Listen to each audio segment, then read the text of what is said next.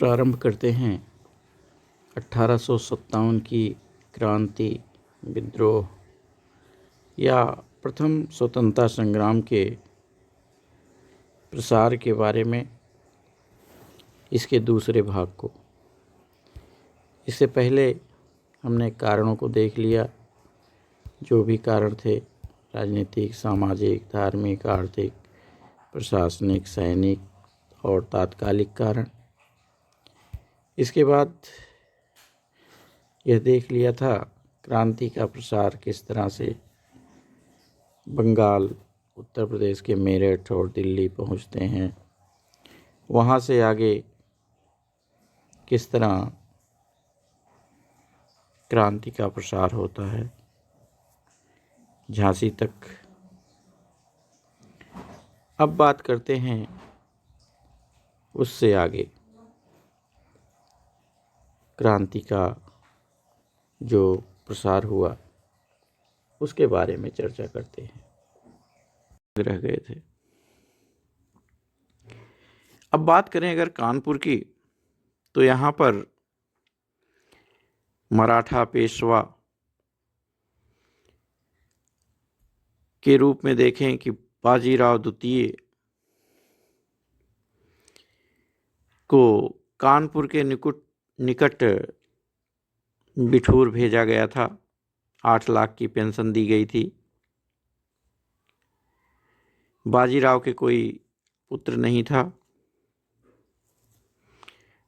और इसलिए बाजीराव ने एक पुत्र को गोद लिया था, नाना धुंधु पंत को, जिसे नाना साहब कहकर पुकारा जाता है।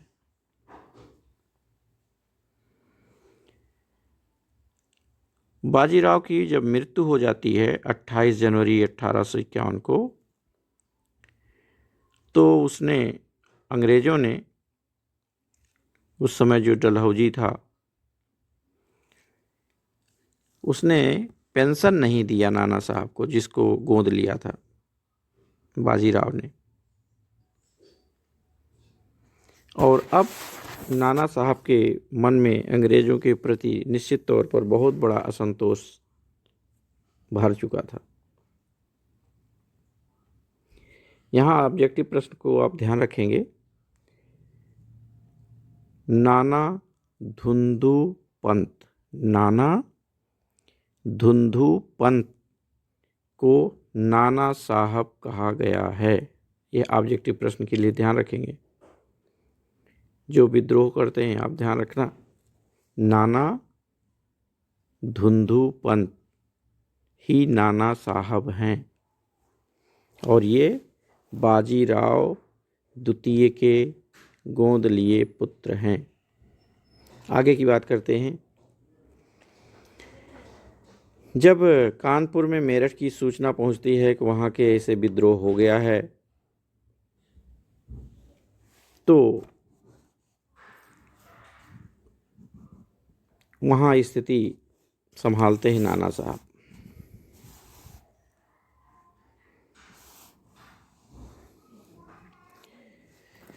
कहते हैं कि मेरठ में विद्रोह की सूचना जब कानपुर पहुंची, तो अंग्रेजों ने जो खजाने और बारूद के भंडार थे, उसकी सुरक्षा का दायित्व तो नाना साहब को ही दे दिया था, नाना साहब के जो सिपाही थे। लेकिन 4 जून को कानपुर में विद्रोह हो गया और 6 जून 1857 को धुंधु पंत या नाना साहब ने विद्रोहियों का नेतृत्व स्वीकार कर लिया और कानपुर की ओर आ गया। अभी कहाँ था? बिठूर। ध्यान रखना, बिठूर थे और कानपुर आकर के नेतृत्व संभालते हैं। अब यहाँ विद्रोहियों का साथ नेतृत्व करने लगते हैं नाना साहब और 25 जून को जो अंग्रेजों का शिविर है उस पर कब्जा कर लेते हैं।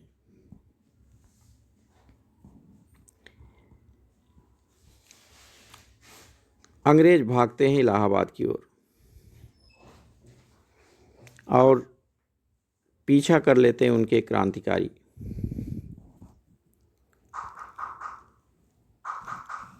नाना साहब अपने आप को पेशवा घोषित कर देते हैं।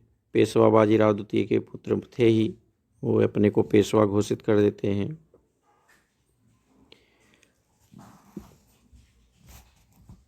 इसी समय इलाहाबाद से सेना आ जाती है और कानपुर पर अधिकार कर लेती है। इसी दिन कानपुर में एक और घटना हो जाती है।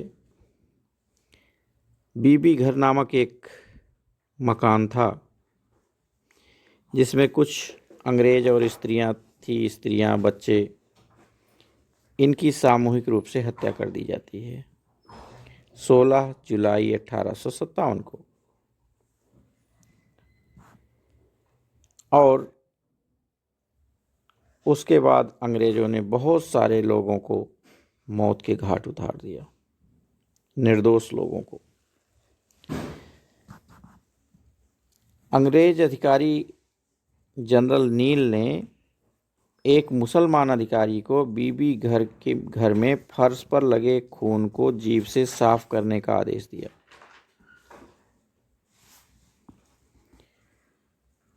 उसने जीभ से खून साफ किया, फिर भी उसे मृत्युदंड दे दिया गया।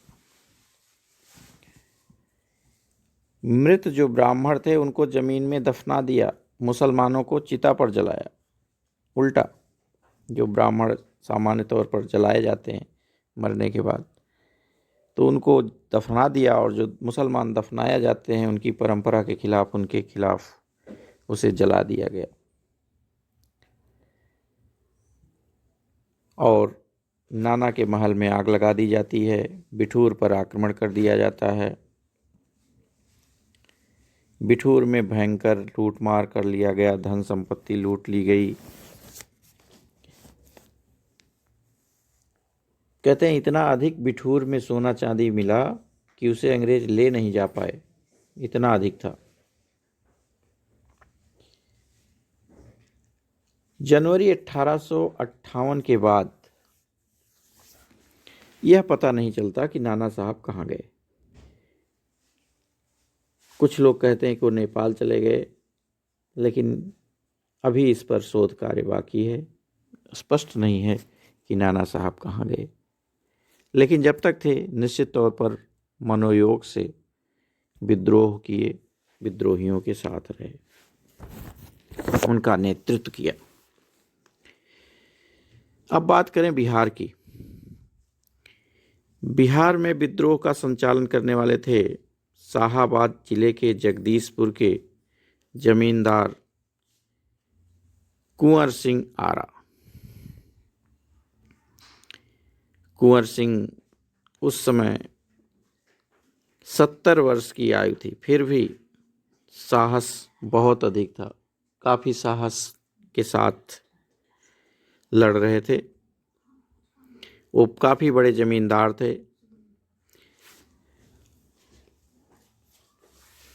जो अंग्रेज़ों ने नीतियां लगाई थी, तरह तरह के स्थायी बंदोबस्त और महलवाड़ी और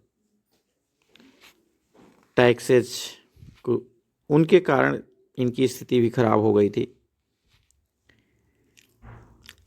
यहाँ जुलाई 1857 में दानापुर में विद्रोह होता है, और दानापुर के विद्रोह के बाद दानापुर पर जब अधिकार कर लेते हैं तो कुंवर सिंह को बुलवा लेते हैं और उन्हें अपना नेता मान लेते हैं। अब कुंवर सिंह वहाँ से लखनऊ की ओर चल पड़ते हैं अगस्त में। आजमगढ़ में उनकी रास्ते में मुठभेड़ होती है सेना से, अंग्रेज़ों की सेना से। अंग्रेजी सेना को भगा देते हैं मार के, और आजमगढ़ पर भी अधिकार कर लेते हैं 1858 में। अब ये बहुत बड़ी बात थी। वहाँ से बनारस बढ़ते हैं और बनारस पर भी कब्जा करने लगते हैं। यहाँ का जो लॉर्ड मार्क है वो मुकाबला नहीं कर पाता, भागता है। कुंवर सिंह अपनी जागीर जगदीशपुर पर भी अधिकार कर लेते हैं, लेकिन जब जगदीशपुर पर अधिकार करते हैं तो आरा नाम का स्थान है, बलिया बिहार का एक ज़िला है आरा। आजकल आरा से ली ग्रेट जगदीशपुर पहुंच जाता है। कुंवर सिंह उसे हरा देते हैं, लेकिन कुंवर सिंह की उसके बाद 3 दिन बाद ही मृत्यु हो जाती है और अपने जीत के साथ ही वो मृत्यु को प्राप्त होते हैं, शहीद होते हैं। लगभग 1 साल तक वो अंग्रेजों से लड़े थे और कई बार परास्त किए थे। कहते हैं कि उनके विद्रोह के बाद अंग्रेज इतने खींचे हुए थे कि जगदीशपुर के महल और मंदिर को भी नष्ट करके अपने भड़ास निकाल रहे थे। कुंवर सिंह, आप देखें कि दानापुर, आरा, बलिया, आजमगढ़, बनारस, इतना सारा क्षेत्र अपने प्रभाव में ले लिए थे, अंग्रेजों से मुक्त कर लिया था। ये इनके क्रांति का प्रसार था। बात करते हैं राजस्थान। जहाँ तक राजस्थान में विद्रोह की बात है तो यह जानना चाहिए कि 1857 में 6 सैनिक छावनियाँ थीं राजस्थान में। एक नसीराबाद अजमेर ज़िले में, दूसरा ब्यावर अजमेर ज़िले में, तीसरा नीमच जो अब मध्य प्रदेश में है, चौथा टोंक, पांचवा खैरवाड़ा जो उदयपुर ज़िले में है, छठा एरिनपुरा जो पाली ज़िले में है। इसमें से खैरवाड़ा और ब्यावर को हटा दिया जाए तो 4 सैनिक छावनियों में सैनिकों ने विद्रोह किया था। 1857 की क्रांति की जहाँ तक बात करें, राजस्थान की बात करें तो यहाँ सबसे पहले प्रारंभ होता नसीराबाद अजमेर में, जो 28 मई 1857 को विद्रोह होता है।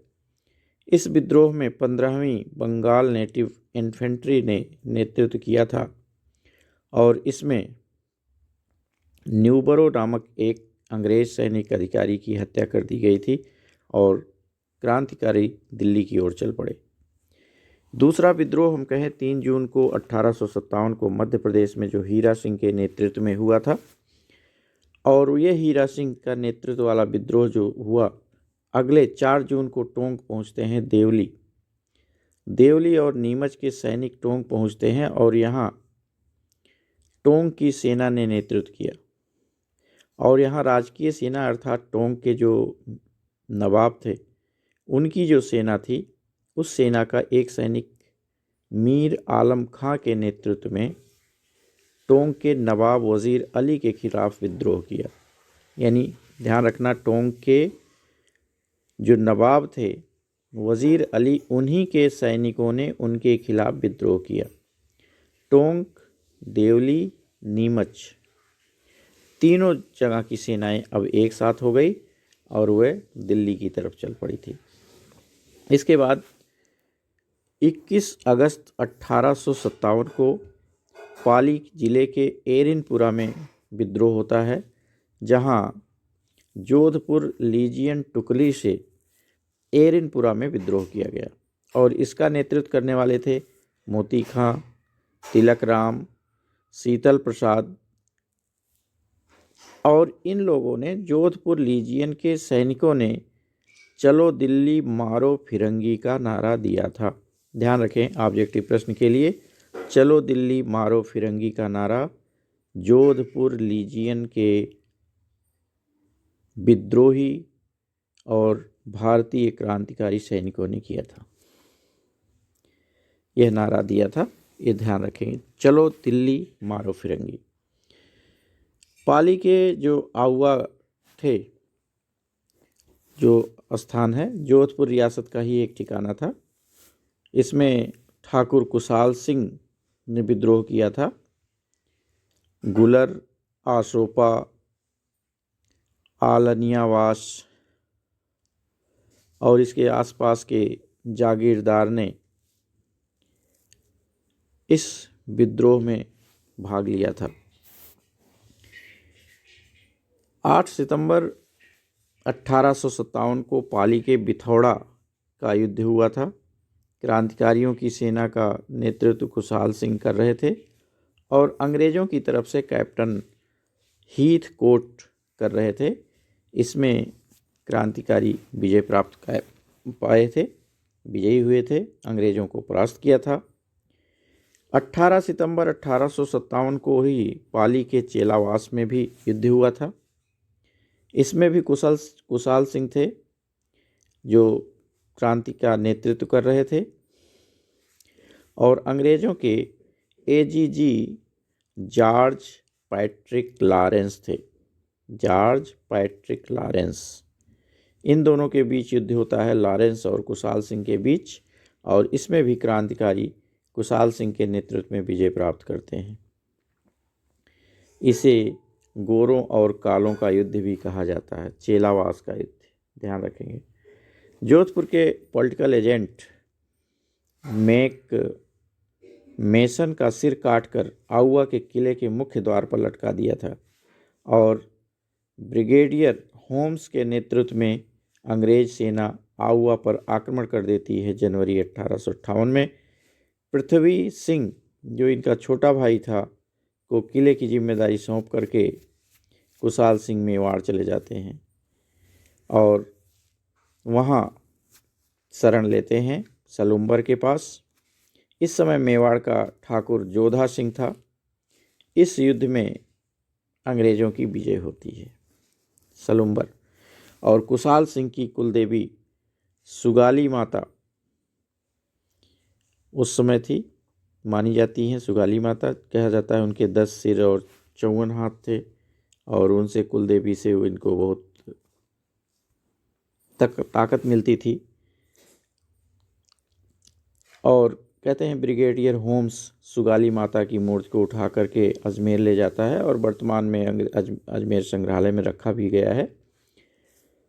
अगस्त 1880 में कुशाल सिंह को आत्मसमर्पण करना पड़ता है और एक आयोग का गठन किया जाता है कुशाल सिंह के विरुद्ध। यदि फिर उन्हें रिहा कर दिया जाता है, कहा जाता है कोई साक्ष्य नहीं मिला। 15 अक्टूबर 1857 में क्रांति होती है कोटा में और यहाँ कोटा के महाराजा राम सिंह प्रथम थे। कोटा में विद्रोह करने वाले कोटा के राजकीय सेना और आम जनता ने किया। यह एक बहुत बड़ी बात है कोटा को लेकर के। आप कह सकते हैं कि जहाँ पर शासक कोई साथ दे रहा हो, उसकी पूरी सेना लग गई हो और आम जनता के साथ। शासक खुद यद्यपि राम सिंह प्रथम नहीं उसका नेतृत्व कर रहे थे, नेतृत्व करने वाले थे लाला जयदयाल और मेहराब खां। और इस समय यहाँ का पॉलिटिकल एजेंट मेजर बर्टन था। मेजर बर्टन, क्रांतिकारियों ने मेजर बर्टन और उसके 2 पुत्रों और 1 अंग्रेज की हत्या कर दी और कोटा रियासत सबसे अधिक प्रभावित हुई थी 1857 की क्रांति में। राजस्थान में मेजर जनरल रॉबर्ट्स के नेतृत्व में अंग्रेजी सेना कोटा पर आक्रमण करती है। अधिकांश क्रांतिकारी बेचारे मारे जाते हैं और अंग्रेज इसमें जीत जाते हैं। लेकिन फिर भी यह बहुत महत्वपूर्ण क्रांति थी और इसमें लाला जयदयाल और मेहराब खां का बहुत महत्वपूर्ण स्थान है, जिन्हें बाद में अंग्रेज़ों ने फांसी दे दी। लेकिन कोटा का जो विद्रोह है अपने आप में बहुत मोड़ इसलिए है क्योंकि यहाँ की जनता बहुत अधिक साथ देती है। जयपुर की बात करें तो 1857 की क्रांति में जयपुर का सवाई राम सिंह द्वितीय था जो विद्रोह के समय, और विद्रोह की योजना बनाने वाले बजारत खां और सादुल्ला खां ने जयपुर में योजना बनाई, लेकिन इस योजना पहले ही पता चल जाने से इन्हें गिरफ्तार कर लिया जाता है और राम सिंह द्वितीय को सितारे हिंद की उपाधि प्रदान की गई थी। इनके ही सैनिकों में और इनके ही जनता यहाँ विद्रोह करने वाली थी बजारत खां और सादुल्ला खां के नेतृत्व में, लेकिन सफल नहीं हो पाया। तो ये मुख्य रूप से अगर हम कहें कि राजस्थान के जो विद्रोह हैं तो वह विद्रोह कुछ इसी तरह से थे। अब अन्य भूभाग की बात करें तो इसका असर हमारे क्षेत्र पर बहुत अधिक पड़ता है, पूरे देश पर इसका असर पड़ता है। हम इसमें कुछ क्रांतिकारियों के नाम हम जानते हैं, जैसे केरल की बात करें, वहाँ पर भी विद्रोह हुए थे और वहाँ पर महिलाओं ने विद्रोह किया। कुछ मध्य प्रदेश में भी विद्रोह हुए थे। तो ये कई जगह पर अन्य भूभाग में भी विद्रोह हुए थे। तो आज इतना ही, शेष अगले वीडियो में देखते हैं, घटनाक्रम को देखते हैं और तब तक के लिए इस वीडियो को यहीं बंद करते हैं। आप सबका बहुत बहुत धन्यवाद। जय हिंद।